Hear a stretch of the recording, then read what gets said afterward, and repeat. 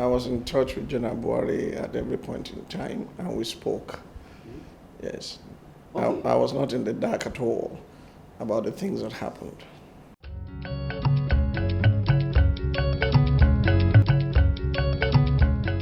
You know, it is not true. You just need to listen to the 49-minute clip that they put on the internet and said, I'm supporting. There's nothing there. Even in that message itself, it's crystal clear that I said, I'm 100% in support of Buhari.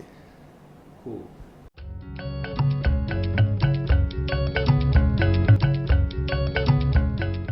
That shows you how old the tape was. It was sometimes in England amongst GAIN pastors, Global Apostolic Impact Network, pastors and leaders, that I explained to them what was going on in Nigeria. It was just immediately after Ondo State election. So that was my considered opinion of the happenings in Nigeria at that time, as I explained to them. But the election had come and gone, Osun election had come and gone, and we thank God that there was no widespread violence. Whether there will be election in 2015 or not is another pretty kettle of fish, because of Section 135 of the Constitution that stipulates that the presidential election must take place all over the country at the same time. Would they be able to do so in the northeastern states? If they're able to do so, then there's no cause for alarm. But if the emergency rule, which has not been extended, or the uproar and the constant barrage of attacks by Boko Haram is still taking place there, it may be difficult to conduct an election there. I think right now what should be the concern of every Nigerian who truly loves this country is how to work on our unity. Our fight should be for the unity of our country and not just party politics.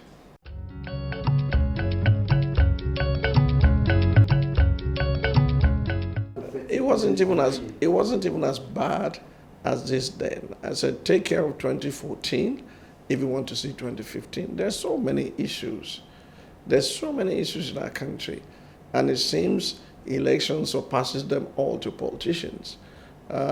What is the need for a national conference that we had for almost 5 months if there will be no implementation? It will not produce a new constitution for Nigeria. If we can't do head count, that is census, to know how many we actually are, and all those issues are very, very important to democracy. And since we just seem to be like on our street with head buried in the sand, well, politicians must know what others don't know. And they will have to tell us why they think all that they want to do now is just an election. Who wins the election will be another challenge. Would the North be at peace if Jonathan wins? Would the South be at peace if Jonathan loses? These are the issues that we are faced with. And that's why we are saying, not elongation. Let us put our house in order before we start talking about election.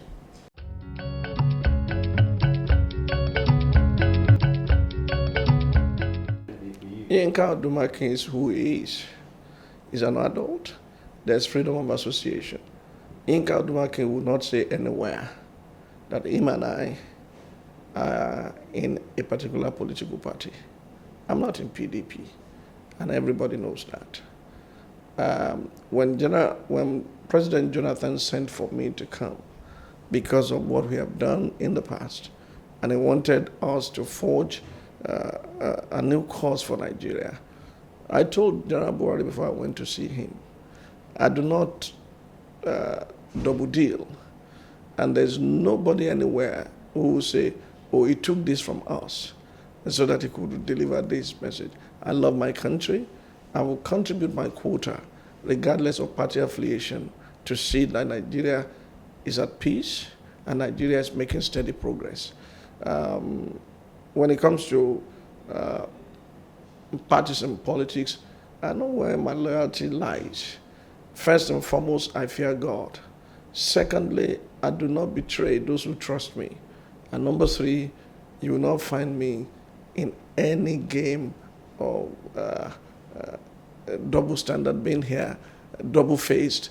You don't know where I stand. My conviction is so deep that you always know where I stand on issues. And before the year is out, I'm going to clarify all these issues and let people understand when I do my State of the Nation address, either before the end of the year or first thing in the next year.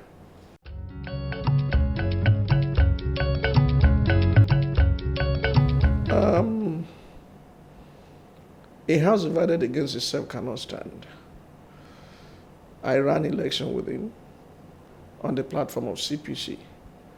My concern had been expressed to him in private, and some of the things we said in private are coming out in my book, Strategic Intervention in Governance, that will be launched January 23rd at Sheraton. There I've stated why I find it inconceivable to jump into bed with certain characters. Outside of that, I know that with trustful give and take, if Nigerians will prioritize the development of our nation, the anti-corruption stance, definitely he has all the things going for him in that direction. Can he do it all by himself? No, a tree does not make a forest. There are some characters you don't want to get into bed with. Outside of that, and you will not find me talking against the interests of General Buhari any day, because we had come a long way. Now, but CPC is not APC. APC is made up of AMPP, a part of ABGA, Action Congress of Nigeria, and CPC. Those are the legacy parties. So in Yoruba land, they have a common proverb about Ijesha people and their king. So every Ijesha man or woman is the son and daughter of the Obokun, the king of Ijesha land. But when the nighttime comes, Obokun himself knows how many children sleep in his own house. So that's where we are right now. I'm restraining myself because I don't want anyone to be under any false impression that there is a crack. There's no crack whatsoever. People have been speculating about my future politics-wise. What is this man up to? They will know at the right time. I am a man who takes time to think through what I want to do before I start. I do not jump into a thing. They say, ready, aim or shoot, or you just aim and shoot and then be ready. No, I'm not that kind of person. I think through what I want to do, and when I'm convinced that this is the way to go, the whole world will know. But I'm not contesting for any elective office at all. In future too? I'm not talking of future. That's in the hand of God, and whatever He tells me to do or whatever I'm persuaded I should do. Do you understand? I mean, I'm talking of 2015. You will not see me in a campaigning or contesting for any elective office. If I want to do that now, I would have picked forms. It is late.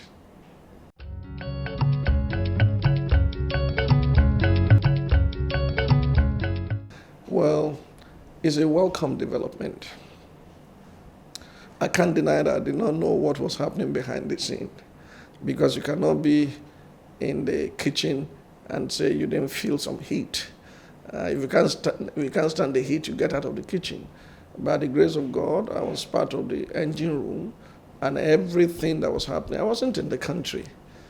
I was in Atlanta and Canada when the final choice was made. But if you see the way it was narrowed down, you will know that certain efforts by individuals must have been there to make that a reality. In politics, it's all about negotiation. And you don't negotiate from the position of weakness, you negotiate from the position of strength. There are those who have thought they should be the VP, and rightly so, because they labored.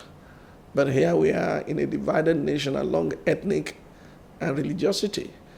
If you now go feature a Muslim candidate, it will look like, oh, these people are trying to actually Islamize Nigeria. To avert that, they said whoever is going to appear as the vice president must be a Yoruba man, I must be a Christian, a Yoruba, to show that the Southwest is an equal partner with the Northwest in this, and the rest of the North, and a Christian to balance the balance of faith. But let me tell you this. A lizard jumped from a Iroko tree and nodded his head 3 times. He said, if they don't congratulate me, I congratulate myself. The same people who use their mouth anyhow when I went into politics, I wonder what they will say now, because another pastor has emerged. The lesson we should learn from it, if you are digging a hole for a man, make it shallow. You may fall into it.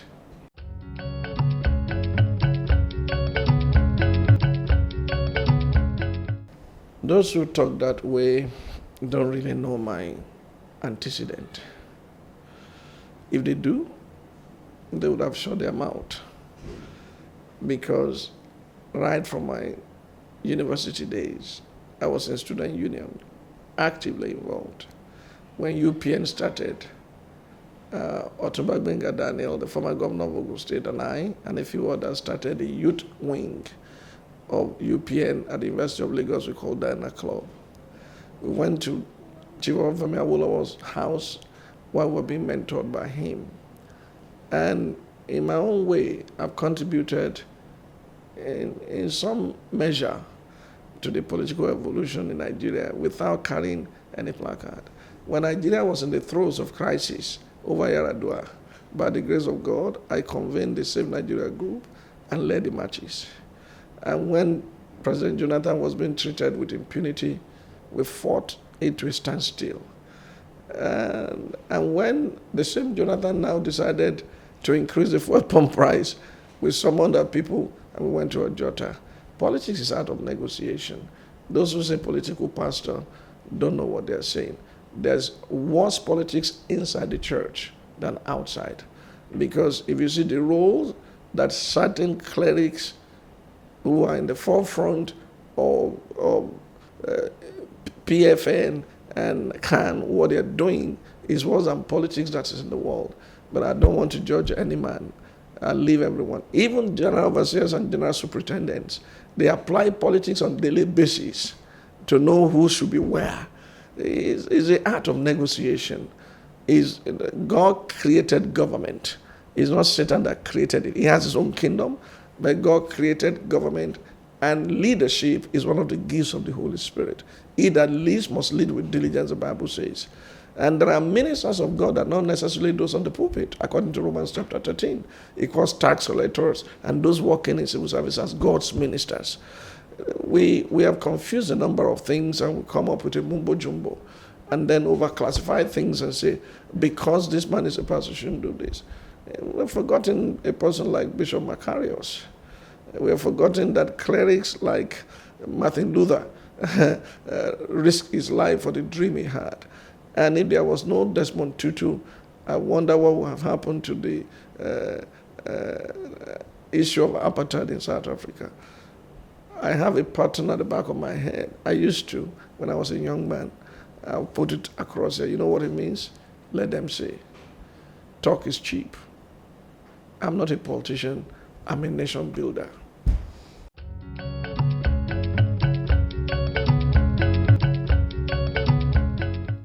If those things are not implemented by Jonathan, I will call him the greatest hypocrite that ever led this nation. I hope that will not happen to him, because there are some of us who have made up our mind. We would demand for its implementation. And by God's grace, we have what it takes to make it happen.